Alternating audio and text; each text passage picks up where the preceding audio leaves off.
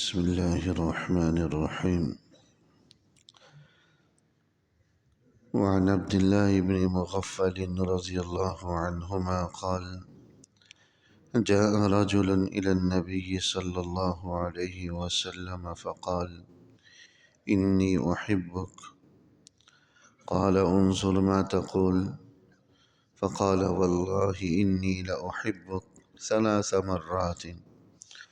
قال: إن كنت صادقا فأعد للفقر تجفافا، للفقر أسرع إلى من يحبني من السير إلى منتهاه۔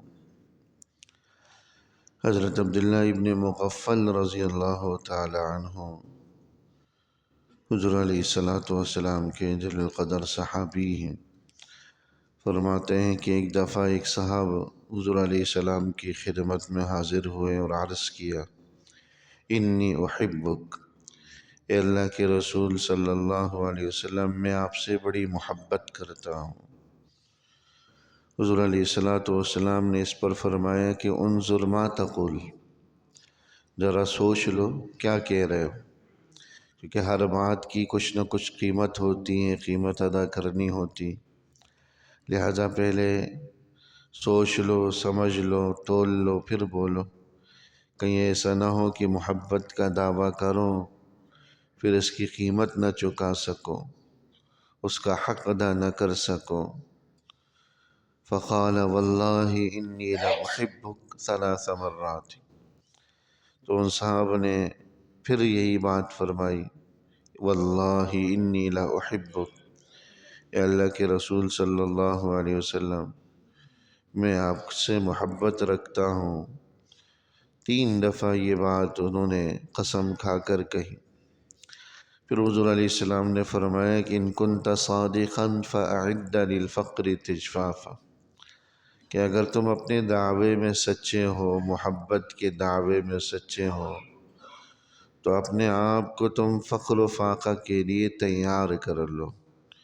فأعد للفقر تجفافا، اپنے آپ کو فقر و فاقہ کے لیے تیار کر لو۔ للفقر اسرع الى من يحبني من السیر الى منتہا، یقیناً اس آدمی کی طرف فقر و فاقہ تیزی کے ساتھ جاتا ہے جو مجھ سے محبت رکھتا ہے۔ ہاں، اتنی تیزی سے جاتا ہے جتنی تیزی سے پانی اپنے منتہا کی طرف، اپنے اختتام اور آخری کنارے کی طرف جاتا ہے۔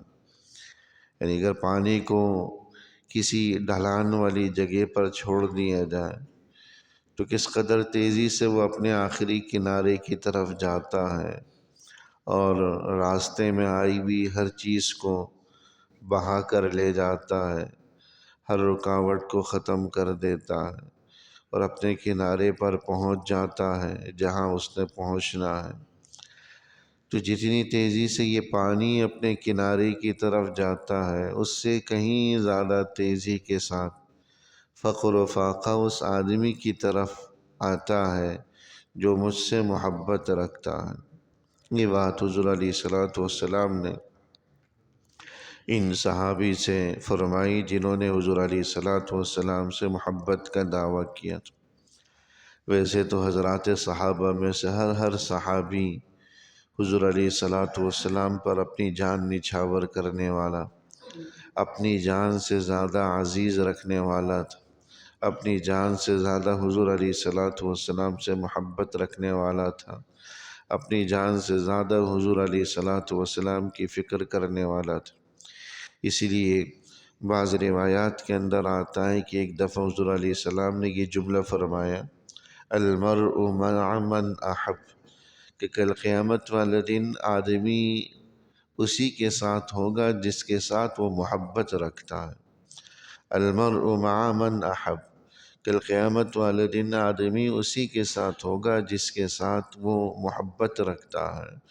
لہذا حضور علیہ السلام سے جو محبت رکھے گا وہ حضور علیہ السلام کی معیت اور صحبت میں کل قیامت والے دن ہوگا۔ حضرات صحابہ فرماتے ہیں کہ ہمیں ایمان لانے کے بعد کسی اور جملے نے، کسی اور بات نے اتنی خوشی نہیں پہنچائی جتنی خوشی حضور علیہ السلام کے اس جملے سے ہوئی، المرء مع من احب، کہ قیامت والے دن آدمی اسی کے ساتھ ہوگا جس کے ساتھ وہ محبت رکھتا، کیونکہ ہر صحابی حضور علیہ السلام کو اپنی جان سے زیادہ محبوب رکھتا تھا، اپنی جان سے زیادہ محبت رکھتا تھا۔ تو اس لیے المرء مع من احب سے حضور علیہ السلام، حضرات صحابہ فرماتے ہیں کہ حضور علیہ السلام کے جملے سے ہمیں سب سے زیادہ خوشی ہوئی جتنی کسی اور جملے سے نہیں ہوئی، کیونکہ دنیا میں حضور کی معیت، صحبت اللہ نے ان کو نصیب فرمائی، کل قیامت والے دن بھی حضور کی معیت، صحبت ان کے نصیب میں ہوگی۔ ہاں، قیامت والے دن وہ بھی ساتھ ساتھ ہوں گے جو حضور علیہ السلام سے محبت رکھتے تھے۔ جب کسی سے دعوی محبت کیا جائے، محبت کا دعویٰ کیا جائے، تو آدمی کو اس کی ایک ایک ادا اور ایک ایک عمل سے محبت ہو جاتی ہے۔ دیکھیں، دنیا کے اندر جو کسی کو پسند کرتا ہے، کسی بڑے جو ہے کھلاڑی کو، کسی بڑے معروف شخصیت کو، تو اس کی نقل کرنے کی لباس میں، صورت میں، چال ڈھال میں، بولنے میں نقل کرنے کی، اور اس کی ایک ایک ادا کو جاننے کی کوشش کرتا، اس کی اچھی عادتوں کو، اچھی باتوں کو جاننے کی کوشش کرتا ہے، اپنانے کی کوشش کرتا ہے۔ تو یہی بات یہاں پر بھی ہے کہ جو حضور علیہ السلام سے محبت کا دعویٰ کرتا ہے، تو حضور کی اتباع کے لیے اپنے آپ کو تیار کر لے، حضور جیسی صورت، حضور جیسی اخلاق، حضور جیسی عادات اور صفات کو اپنانے کی کوشش کرے، حضور علیہ السلام کی سنتوں کو جاننے اور پہچاننے کی کوشش کرے۔ آج ہم اور آپ بھی محبت کا دعویٰ کرتے ضرور ہیں، ہم اور آپ بھی محبت کا دعویٰ کرتے ضرور ہیں، ربیع الاول آتا ہے تو گھروں کو بھی ضرور سجا لیتے ہیں، ربیع الاول کا مہینہ آتا ہے تو جلسے جلوس بھی کر لیتے ہیں، نعت خوانی بھی کر لیتے ہیں، نعتیں بھی سن لیتے ہیں، اور گھر کو جو ہے سجا بھی لیتے ہیں، اور بم بتیاں بھی جلا لیتے ہیں، لائٹیں بھی جلا لیتے ہیں، سب کچھ کر لیتے ہیں، اور زبان سے ہم دعویٰ کر رہے ہوتے ہیں کہ حضور سے ہمیں محبت ہے، لیکن حضور کی محبت کی نشانی کتنی ہماری زندگیوں میں پائی جاتی۔ جب محبت ہو تو پھر حضور علیہ السلام کی صورت و سیرت اور اخلاق اور کردار کو اپنانے کی ضرورت ہے۔ اس کے بغیر دعوی محبت یہ محض خالی خولی قسم کا دعویٰ ہے، حقیقت سے اس کا کوئی دور تک کا واسطہ نہیں۔ لہذا جب تک حضور علیہ السلام کی اتباع نہ ہو، آپ کی صورت اور سیرت کا اپنانا نہ ہو، اس وقت تک دعویٰ یہ خالی خولی دعویٰ ہے، حقیقت سے اس کا واسطہ نہیں ہے۔ حقیقت سے قریب اسی وقت ہوگا جب دعوی محبت کے ساتھ ساتھ ان چیزوں کے لیے، ان ذرا اخلاق اور کردار کو اپنانے کے لیے بھی خود کو تیار کریں۔ تو یہی بات یہاں پر حضور علیہ السلام نے ان صحابی سے فرمائی کہ دیکھو، میری محبت کا دعویٰ تو کر رہے ہو، لیکن سوچ کر بولنا، کہیں ایسا نہ ہو کہ بھئی دعویٰ کرو اور پھر ان چیزوں کو اپناؤ نہیں جو میری سنت ہے، جو مجھے پسند ہے، جو مجھ سے متعلق ہیں، ان چیزوں پر صبر نہ کر سکو جو مجھے پسند ہے، جو مجھے جو ہے نا میرے ساتھ متعلق ہیں، ان پر تم تحمل نہ کر سکو، صبر نہ کر سکو۔ اس لیے حضور نے انہیں کہا کہ سوچ سمجھ کر دعویٰ کرو۔ تو ان کے بار بار کہنے پر پھر حضور نے ان کو فرمایا کہ جس طرح دعوی محبت کے بعد تمہیں میری صورت اور سیرت اور اخلاق اور کردار کو اپنانا پڑے گا، ایسے ہی وہ ساری مشقتیں، تکالیف جو مجھ سے متعلق ہیں ان کو بھی اپنانا پڑے گا۔ فقر و فاقہ یہ حضور علیہ السلام کا اختیاری معاملہ تھا۔ حضور علیہ السلام نے اپنی مرضی سے اللہ کی بارگاہ میں یہ دعا کی تھی کہ اللہ، میں ایک دن کھانا کھاؤں، میں آپ کا شکر ادا کروں، دوسرے دن فاقے سے رہوں، میں صبر کروں، تو میں آپ کا صابر و شاکر بندہ بننا چاہتا ہوں۔ یہ نہیں کہ مالداروں کی طرح میں روز پیٹ بھر کر کھاؤں، یہ مجھے پسند نہیں ہے۔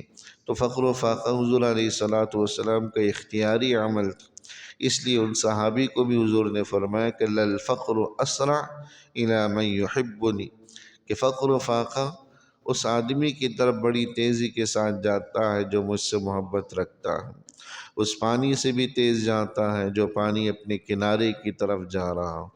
اس لیے حضور کی اتباع میں مشقتیں بھی آئیں گی، تکالیف اور پریشانیاں بھی آئیں گی، لیکن یہ حضور علیہ الصلوۃ والسلام کی اتباع کو سمجھ کر اس کو جو ہے نا خوشی سے قبول کرنا چاہیے، شکوے شکایات سے گریز کرنا چاہیے۔ حضرات صحابہ رضوان اللہ تعالی علیہم اجمعین کی پوری زندگیاں ایسی ہی گزری ہیں۔ یہ حضرات بھی حضور علیہ الصلوۃ والسلام کے نقش پا پر چلے، نقش قدم پر چلے، اور انتہائی جو ہے بے سر و سامانی والی زندگی گزاری۔ خلیفہ وقت ہیں لیکن اینٹ کو اپنے سرانے پر رکھ کر اس کا تکیہ بنا رہے ہیں، پیوند زدہ کپڑے پہن رہے ہیں، فقر و فاقہ والی زندگی گزار رہے ہیں، جو ہے نا گھر کچا بنا ہوا، سونے کے لیے کوئی آرام دہ بستر نہیں۔ تو اپنے ایک ایک عمل سے ان حضرات نے حضور علیہ الصلوۃ والسلام کی اتباع کا مظاہرہ کیا، حضور علیہ الصلوۃ والسلام کی اتباع کی کوشش کی۔ تو اصل دعوے محبت تو ان حضرات نے کر کے بھی دکھایا، دعویٰ بھی کیا اور عمل بھی کیا۔ آج ہم محض دعووں میں لگے ہوئے ہیں، عمل سے کوسوں دور ہیں، عمل سے کوسوں دور ہیں۔ اس لیے حضور علیہ الصلوۃ والسلام کی محبت ہو تو پھر حضور کی سیرت اور صورت کو اپنانا بھی حضور علیہ الصلوۃ والسلام کی محبت کے دعوے کا ایک حصہ ہوگا۔ اللہ جل شانہ عمل کرنے کی توفیق نصیب فرمائے۔ ربنا تقبل منا انك انت السميع العليم وتب علينا انك انت التواب، وصلى الله تعالى على خير خلقه محمد وآله وصحبه اجمعين۔